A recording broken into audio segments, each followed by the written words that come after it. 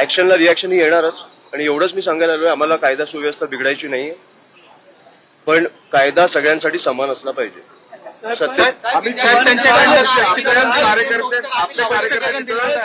स्थापन करत होते शाळेमध्ये, परंतु पॅम्पलेट तुम्ही दाखवले, मात्र तुमच्याच विरोधात कार्यकर्त्यांच्या विरोधात गुन्हा दाखल झालेला आहे कुठेतरी, म्हणजे ट्रेसपासिंगचा आहे.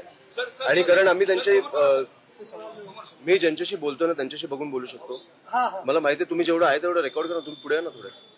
सर तुम्ही खरं तर सीपी साहेबांची भेट नाही मी काल जसं एक आम्ही त्यांचं ऑफिस बंद केलं, त्याच्या ऑफिसला टाळं लावलं, असं ते बोट घालत बसले तर त्यांचे पुण्यामधले सगळे ऑफिसेस बंद होतील. तसंही त्यांचं काम चालू नाहीये.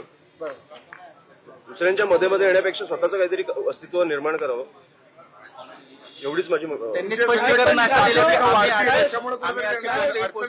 की आम्हाला अडचणीत आणण्याचं. मी आज सीपी साहेबांना बोललो, सीसीटीव्ही आहेत आपल्याकडे, ते मुलं कोण आहेत बघू. ते जर त्यांची निघाली तर मला वाटतं सगळे ऑफिसेस त्यांचे बंद करावे लागतील.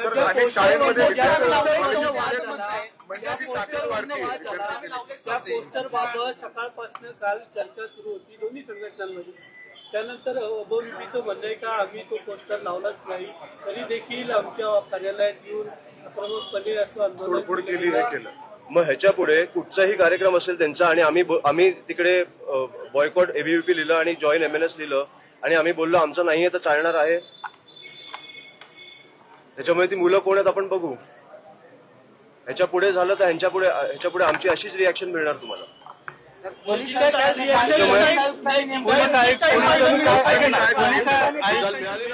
सहकार्यांनी त्यांचं ऑफिस बंद पाडलं, टाळं लावलं तिकडे.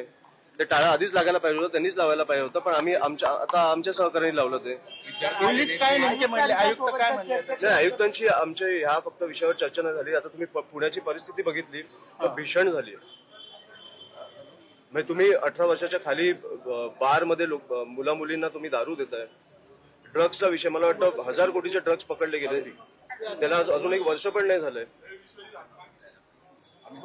महिलांचे आता एका महिलेवर अत्याचार झाला. मला सांगा, तो पॉर्शवाला ज्यांनी ठोकलं, ज्याला निबंध द्यायला सांगितलं, त्याचं काय झालं पुढे? बेल झालं. या घडीची महत्वाची बातमी.